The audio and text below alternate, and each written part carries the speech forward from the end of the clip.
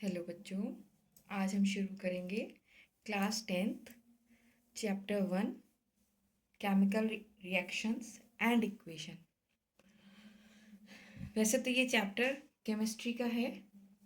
Class 10th में physics chemistry और bio एक साथ ही होती है, तो साइंस का ये पहला चैप्टर है जिसका नाम है केमिकल रिएक्शंस एंड इक्वेशन। आप लोगों ने बच्चों 9th में पढ़ा होगा कि केमिकल रिएक्शन किसे कहते हैं। केमिकल रिएक्शन वो रिएक्शन होती है जहाँ पे कोई भी दो सब्सटेंसेस आपस में रिएक्ट करते हैं और एक नया प्रोडक्ट फॉर्म करते हैं। ठीक है, ये आप लोगों ने 9th में पढ़ा होगा फिजिकल चेंज और केमिकल चेंज में, कि केमिकल चेंज कौन कौन से होती हैं जहाँ पर रिएक्शन होती है और वो फिर से अपनी पुरानी स्टेट में वापस नहीं आ सकते। ऐसे चेंजेस को हम केमिकल चेंजेस बोलते थे। तो वो जो चेंजेस होते हैं वो किसी वजह से होते होंगे, किसी तरह से होते होंगे, तो वो जो चीज़ होती है उसी को हम कहते हैं केमिकल रिएक्शन। जैसे कि यहाँ पे आप एग्जाम्पल में देखो, मैंने लिखा है A plus B gives C plus D. ठीक है, तो यहाँ पर जो A प्लस बी है ये रिएक्टेंट है। रिएक्टेंट वो होता है जो आपस में रिएक्ट करता है। कुछ भी दो सब्सटेंसेस आपस में रिएक्ट कर रहे हैं और जब वो रिएक्ट करते हैं तब एक नया सब्सटेंस फॉर्म करते हैं। ठीक है, वो जो नया सब्सटेंस फॉर्म करते हैं उसको हम प्रोडक्ट कहते हैं। ठीक है बच्चों, यहाँ पर मैंने A प्लस बी लिखा है। कभी कभी ऐसा भी होता है कि यहाँ पर केवल एक ही सब्सटेंस हो, लेकिन under certain conditions like temperature and pressure वो टूट जाता है और नए दो प्रोडक्ट्स फॉर्म करता है। वो हम आगे पढ़ेंगे। ठीक है बच्चों, लेकिन आप बेसिकली मान के चलिए कि कभी जब दो या दो से अधिक लोग आप सब्सटेंस आपस में रिएक्ट करते हैं तो एक नया प्रोडक्ट फॉर्म करते हैं। ठीक है, यहाँ पर कुछ कंडीशंस भी हो सकती हैं, वो भी हम आगे देखेंगे। अब पहली बात ये आती है कि जब ये रिएक्शन होती है तो क्या क्या चेंजेस आ सकते हैं। जैसे कि ए और बी आपस में रिएक्ट करे तो सी और डी बन गया। ठीक है, लेकिन जब सी और डी बना तो उसमें केमिकल रिएक्शंस में क्या क्या चेंजेस आए। पहला चेंज हो सकता है कि उसकी स्टेट चेंज हो जाए। स्टेट का मतलब सॉलिड, लिक्विड और गैस।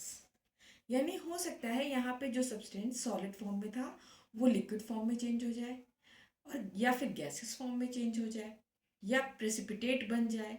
ठीक है, तो स्टेट चेंज हो सकती है। दूसरा है चेंज इन कलर। यहाँ पे इसका कलर भी चेंज हो सकता है। Change in temperature, chemical reaction में जो टेम्परेचर यहाँ था वो हो सकता है यहाँ पे ना हो, कम हो जाए। कम क्यों हो? हीट निकल जाए। ठीक है, हीट इवॉल्व हो जाए तो टेम्परेचर में भी चेंजेस आ जाएंगे। इवोल्यूशन ऑफ गैसेस, यहाँ पर हो सकता है गैसेस रिलीज हो जाए, हाइड्रोजन रिलीज हो जाए, ऑक्सीजन रिलीज हो जाए, क्लोरीन रिलीज हो जाए। कोई भी gas according to the reactant और प्रोडक्ट रिलीज हो सकती है। फॉर्मेशन ऑफ प्रेसिपिटेट, अभी मैंने प्रेसिपिटेट का नाम लिया था। प्रेसिपिटेट आप लोगों ने सुना होगा, और अगर नहीं सुना है तो आप इसे ऐसे समझ लीजिए, जब घर में दूध फट जाता है तो जब फटा हुआ दूध होता है वो क्या होता है, नीचे बैठने लगता है, क्लॉटिंग सी होने लगती है। वो जो क्लॉटिंग कहलाती है वो केमिकली प्रेसिपिटेशन होता है, नीचे थक के जमना। ठीक है, उसी को हम प्रेसिपिटेट कहते हैं। ठीक, अब आता है जो भी हम केमिकल रिएक्शंस लिखते हैं वो कैसे लिखते हैं। अच्छा बच्चों, एक बात और ध्यान रखना, इस वीडियो में मैं आपको जो ये चैप्टर पढ़ा रही हूँ ये बिल्कुल बेसिक नॉलेज दे रही हूँ और इससे आपको चैप्टर इजीली समझ में आ जाएगा। ठीक है, लेकिन आप ये कोर्स के हिसाब से अगर देखोगे तो कोर्स के अकॉर्डिंग मैंने बहुत छोटे छोटे से एग्जाम्पल्स लिए हैं हर एक जगह पर। आपका सिलेबस हो सकता है थोड़ा और वास्ट हो, एग्जाम्पल्स ज़्यादा हो। ठीक है, तो आप उस अपनी रेफरेंस बुक को भी साथ में रेफरेंस कंसीडर करते रहिएगा। ठीक है, अब बात आती है कि केमिकल रिएक्शन क्या होती है, वो हमें समझ में आ गया, क्या क्या चेंजेस हो सकते हैं वो भी हमें समझ में आ गया। लेकिन केमिकल रिएक्शन लिखी कैसे जाती है, तो आपने जैसे मैथ्स की इक्वेशन लिखते हैं कि एक तरफ LHS होता है, एक तरफ RHS होता है और बीच में एक इक्वल का साइन होता है, उसी को अगर आप रिजेम्बलेंस लेंगे तो एक तरफ यहाँ पे रिएक्टेंट होता है, एक तरफ प्रोडक्ट होता है और बीच में क्या होता है, गिव्स का साइन। ये जो एरो है ये एक गिव का साइन है और एक चीज़ और बताता है, ये बताता है डायरेक्शन। डायरेक्शन किस चीज़ की बता रहा है? डायरेक्शन बता रहा है ये केमिकल रिएक्शन की, कि किस चीज़ के रिएक्ट होने से क्या चीज़ मिली। कभी कभी आप आगे हायर क्लासेस में पढ़ेंगे तो ये रिएक्शन कुछ, ये एरो कुछ कभी कभी ऐसे भी बन जाता है। ठीक है, ये साइन क्या रिप्रेजेंट कर रहा है कि A से B बना और B से रिवर्स रिएक्शन होके सी बन गया या ए सी फिर से फॉर्म में आ गया in the presence of catalyst. वो सब हायर स्टैंडर्ड की बातें हैं, लेकिन मैं आपको सिंपल सी एक बात बता रही हूँ कि ऐसा भी एरो आपको देखने को मिल जाएगा। ये एरो रिवर्सिबल रिएक्शन का होता है। ठीक है, तो ये हो गया आपका रिएक्टेंट, प्रोडक्ट और गिव। गिव का साइन क्या रिप्रेजेंट करता है? डायरेक्शन। ये हो गया simple skeleton of chemical reaction. Skeleton का मतलब एक ढांचा जिसके बिहाफ पे हम सारे केमिकल रिएक्शंस को लिखेंगे। ठीक, अब हमें क्या लिखना है? सपोज हमने कहा कि कोई ए और बी रिएक्ट हुए और उन्होंने सी और डी बना दिया, जैसे कि हम पहले ले रहे थे। ठीक, अब इसमें एक लॉ लगता है, law of mass, conservation of mass.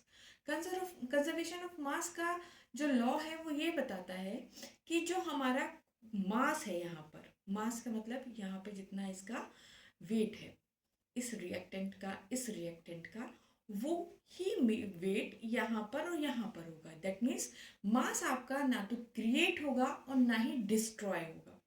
जैसे हमने एनर्जी का एक लॉ पढ़ा है कि law of conservation of energy, energy is neither be created nor be destroyed, वो भी लगता है साथ में energy, law of conservation of mass भी लगेगा। वो लगता है फिजिक्स में और ये लगेगा केमिस्ट्री में।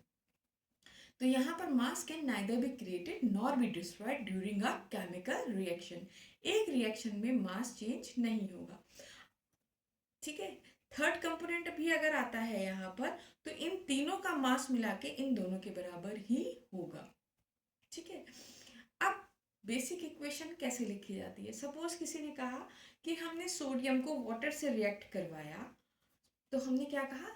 हमने कहा सोडियम को वाटर से रिएक्ट करवाया और हमको क्या मिल गया? सोडियम हाइड्रोक्साइड मिल गया प्लस हाइड्रोजन गैस रिलीज हो गई। ठीक है, तो ये तो हमने एक वर्बली एक बात बोल दी कि when we react sodium with water we get sodium hydroxide and hydrogen as a gas. अब हम इसे लिखेंगे कैसे? तो आप लोगों ने क्लास 9th में पढ़ा होगा कि हर एक सब्सटेंस का एक सिंबल होता है, हर एक एलिमेंट का एक सिंबल होता है। जैसे सोडियम का सिंबल हमने पढ़ा है Na, वाटर का H2O। ठीक है, तो यहाँ अब नेक्स्ट स्टेप में क्या करना है हमें? इन जो हमने वर्बली बोला है उसको उसके सिंबल से रिप्रेजेंट कर देंगे। सोडियम यानी Na plus H2O gives sodium hydroxide, that means NaOH plus H2। इतनी बात समझ में आ गई बच्चों? अब हम क्या करेंगे? अब हम इसको बैलेंस करने के लिए सबसे पहले क्या करेंगे? एक टेबल बना लेंगे छोटी सी और उसमें नंबर ऑफ एलिमेंट्स जो हैं वो लिखेंगे कि कौन कौन से रिएक्शन में हमारे एलिमेंट्स यूज हुए हैं। जैसे यहाँ पर सोडियम आया है, हाइड्रोजन आया है और ऑक्सीजन आया है। ठीक है, एक तो ये लिस्ट बन गई। तो जैसे मैंने आपको बोला एक टेबल बना लेंगे, तो एलिमेंट्स लिख लिए, सोडियम आया, हाइड्रोजन आया और ऑक्सीजन आया। अब दूसरा जो टेबल हमने इसका कॉलम बनेगा उसमें हमने लिखा number of atoms in LHS या number of atom in reactant और number of atom in product या RHS। तो आप जब रिएक्शन को कंसीडर करेंगे तब आप देखेंगे कि पहले जो सोडियम आया था वो 1 था और वाटर में H2 होता है तो हाइड्रोजन 2 हो गए और ऑक्सीजन 1 होता है। इतना बात तो समझ में आ गई होगी। लेकिन जब हमने आगे प्रोडक्ट की तरफ मूव करेंगे तो देखेंगे सोडियम तो हमारा 1 रह गया था, ठीक है, हमें यही तो मिला था NaOH प्लस H2। ठीक है, तो यहाँ पर Na कितने हैं, एक है, हमने एक लिख दिया। H कितने हैं, ये देखो, ये 2 + 1 कितने हो गए, 3 हो गए। और O कितना है, 1। अब यहाँ पर जब आप इन दोनों को कंपेयर करेंगे तो आप देखेंगे सोडियम सोडियम दोनों जगह बराबर है, ऑक्सीजन भी दोनों जगह बराबर है, लेकिन जो हाइड्रोजन है वो 2 से 3 हो गया है। That means number of hydrogen element is increase. अब इसको हमें बैलेंस करना है, यही कहलाती है हमारी बैलेंसिंग ऑफ इक्वेशन। बैलेंस, जो चीज़ हमारी बैलेंस नहीं होती है हम सबसे पहले उसी को ही बैलेंस करेंगे। अब कैसे करेंगे, अब आप ये देखिए, मैं H2O को 2 मॉलिक्यूल्स ले लूँ, 2 मॉलिक्यूल्स ऑफ H2O। तो यहाँ पे अगर मैं देखूँ तो सोडियम मेरा 1 रहा, हाइड्रोजन कितने हो गए बेटे, 4। और अब मेरे हाइड्रोजन यहाँ पे कितने थे, 3। अब फिर से इम्बैलेंस आ रहा है, तो मैंने 2 यहाँ पे भी लिख दिया, या ये कह सकते हैं हम सोडियम हाइड्रोक्साइड के भी हमने 2 मॉलिक्यूल्स ले लिए। अब मेरा इस तरफ को अगर आप कंसीडर करेंगे तो यहाँ पे सोडियम कितना है, 1, हाइड्रोजन कितना है, 4, 2 और 2, 4 हो गए, O कितना हो गया, 2 हो गया। इस तरफ जब देखेंगे तो सोडियम कितना हो गया, 2, और हाइड्रोजन कितना हो गया, 1 से किस में चेंज हो गया, 2, और यहाँ तो था ही 2, और O कितना हो गया, अब O भी हो गया 2। तो यहाँ O 2, हाइड्रोजन 2 + 2 4, सोडियम 1, सोडियम 2। अब यहाँ सोडियम अनबैलेंस हो गया, दैट मीन्स अब मुझे इस सोडियम के भी 2 मॉलिक्यूल्स बढ़ाने पड़ेंगे। तो अब मैंने यहाँ पे भी 2 से मल्टीप्लाई कर दिया, तो ये सोडियम हो गया 2, हाइड्रोजन हो गया 4, ऑक्सीजन हो गया 2। यहाँ सोडियम हो गया 2, ऑक्सीजन हो गया 2, हाइड्रोजन हो गया 2, और ये हाइड्रोजन हो गया 2। तो अब आप देखिए, सोडियम यहाँ पे 2, यहाँ पे 2, हाइड्रोजन 4, 2 + 2 4, ऑक्सीजन 2, 2। नाउ अब जो मेरी ये इक्वेशन बनी है ये मेरी बैलेंस्ड इक्वेशन है, इसमें एक एक मॉलिक्यूल, एक एक सब्सटेंस मेरा बैलेंस कंडीशन में, कोई भी कम या ज़्यादा नहीं है। इसी को कहते हैं law of conservation of mass.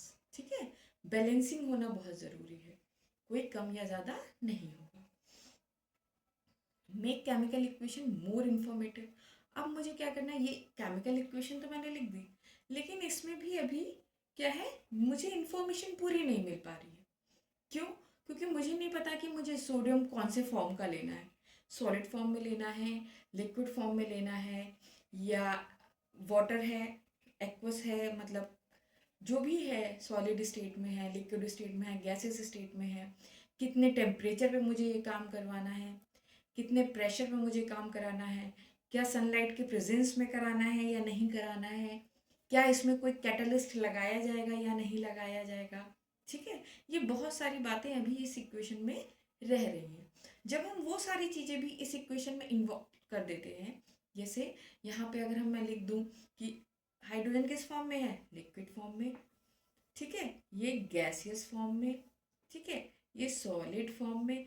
अब ये जिस तरीके से मैं इसे लिख रही हूँ, ये क्या बता रहा है, ये बता रहा है कि आपको किस फॉर्म में सामान लेना है। अगर मैं एक पर्टिकुलर टेम्परेचर और प्रेशर की बात करूँ तो वो हमें यहाँ लिखना पड़ता है कि कितना टेम्परेचर होगा, कितना प्रेशर होगा, ठीक है, क्या सनलाइट के प्रेजेंस में होगा या नहीं होगा। इसका बेसिक सा वो एक एग्जाम्पल हम देखते हैं। आप लोग बचपन से क्लास 6 से पढ़ते आ रहे हैं ये फोटोसिंथेसिस, ठीक है, और इसकी आपने क्या रिएक्शन भी देख रखी है फोटोसिंथेसिस की, तो उसमें आपने साफ साफ देखा होगा कि एरो के ऊपर लिखा होता है सनलाइट। तो यानी कि वो रिएक्शन कब होगी, in the presence of sunlight only. जब सूरज की रोशनी उस पड़ेगी तभी फोटोसिंथेसिस का काम होगा, अदरवाइज नहीं होगा। तो वो एक क्या है, एक इंफॉर्मेशन दे रही है मुझको वो रिएक्शन कि ये कंडीशन नेसेसरी कंडीशन है, जब तक ये नहीं होगा तब तक हमारी रिएक्शन फुलफिल नहीं होगी। तो उसी तरीके से किसी भी रिएक्शन को इंफॉर्मेटिव बनाने के लिए हमें डिफरेंट डिफरेंट चीज़ों को डिनोट करना पड़ता है। जैसे सबसे पहले मैंने आपको बताया कि हमें उसकी फिजिकल स्टेट लिखनी पड़ेगी कि वो सॉलिड है, लिक्विड है, गैसियस है, एक्वस है, वॉटेवर। रिएक्शन की कंडीशन क्या है, कितना प्रेशर चाहिए, टेम्परेचर चाहिए, सनलाइट चाहिए कि नहीं चाहिए, कैटलिस्ट चाहिए कि नहीं चाहिए, ठीक है। हीट चेंज यानी रिएक्शन हो रही है तो हीट में क्या अंतर आ रहा है, किसी को गर्म करने पे आता है, टेम्परेचर बढ़ाने पे आता है। तो जब टेम्परेचर बढ़ाने पे आपके मॉलिक्यूल्स रिलीज होते हैं तो क्या गैसियस फॉर्म में भी रिलीज हो जाते हैं, कभी कभी हीट के फॉर्म में भी आपकी एनर्जी रिलीज हो जाती है। तो वो अलग अलग कंडीशंस होती हैं अलग अलग रिएक्शंस के लिए। तो बेसिक मोटा मोटा बात ये है कि जब भी आप कोई रिएक्शन लिखोगे तो आपको पहला काम क्या करना है, उसके सारे एलिमेंट्स जो भी हैं उनको उनके सिंबल से रिप्रेजेंट करना है। फिर दूसरा काम क्या है, आपको उनको बैलेंस्ड कंडीशन में लिखना है। तीसरा काम क्या है, आपको उसको इंफॉर्मेटिव बनाना है। कोई भी चीज़ छूटनी नहीं चाहिए कि वो स्टेट क्या है, कंडीशन क्या है, ठीक है। तब आपकी वो रिएक्शन पूरी तरीके से प्रॉपर इंफॉर्मेटिव रिएक्शन मानी जाती है। अब हमने रिएक्शन पढ़ ली क्या होता है, ठीक। रिएक्शन कितने टाइप की हो सकती है वो हम आगे इस समय पढ़ेंगे। Type of reaction, reaction basically यहाँ पर 5 तरीके की होंगी, ठीक है। पहली है आपकी कॉम्बिनेशन रिएक्शन। कॉम्बिनेशन रिएक्शन नाम से ही आप लोगों को समझ में आ रहा होगा कि जहाँ पे कॉम्बिनेशन यानी कंबाइन हो रहे हैं दो या दो से ज़्यादा रिएक्टेंट आपस में कंबाइन हो जाते हैं और नया प्रोडक्ट फॉर्म करते हैं, उसको हम कॉम्बिनेशन रिएक्शन कहते हैं। जैसे आप यहाँ देखिए AB plus CD gives AC। ये देखिए ए और सी आपस में कंबाइन हो गए और बी और डी अलग हो गए। तो यहाँ पर मुझे दो अलग अलग सिंगल सिंगल फॉर्म में आउटपुट मिल गया और ये मेरा कंबाइन हो गया, ठीक है। तो इस टाइप की रिएक्शंस मेरे लिए क्या कहलाती हैं, कॉम्बिनेशन रिएक्शन। इसका आप एग्जाम्पल एक देख लीजिए। यहाँ पे मैंने कैल्शियम ऑक्साइड लिया है, कैल्शियम ऑक्साइड CaO, ठीक, सॉलिड फॉर्म में लिया है, प्लस H2O लिक्विड फॉर्म में लिया है। कैल्शियम ऑक्साइड को हम क्विक लाइम के नाम से भी जानते हैं, ये ध्यान रखिएगा क्योंकि पेपर जो है बहुत ही अलग तरीके से आता है। कहीं पर भी आप बोर्ड के पेपर में देखेंगे तो आपको कहीं पर भी नॉर्मल सीधा सीधा क्वेश्चन बहुत कम मिलेगा। पेपर में आगे पीछे से क्वेश्चन ज़्यादा पूछे जाते हैं। आगे पीछे का मतलब है घुमा के, कि वो पूछेंगे what will happen when quicklime reacts with water. अब आपको यही नहीं पता कि क्विकलैम का फॉर्मूला क्या होता है तो आपको ये बेसिक सी रिएक्शन भी आप नहीं कर पाएंगे, ठीक है। तो ये जो छोटी छोटी सी बातें हैं ये आप लोगों को याद रखनी पड़ेंगी कि क्विकलैम का फॉर्मूला कैल्शियम ऑक्साइड होता है और उसका फॉर्मूला CaO होता है। अब हम इसे CaO को वाटर से रिएक्ट करवाएंगे तो हमें पता है कि CaOH होल ट्वाइस, इसको हम होल ट्वाइस बोलते हैं, ये पता है आप लोगों को ना, ये इसको हम होल ट्वाइस बोलते हैं। तो कैल्शियम हाइड्रोक्साइड होल ट्वाइस और हीट रिलीज हो गई। अब इसको हम क्या बोलते हैं, इसको बोलते हैं स्लैग्ड लाइन।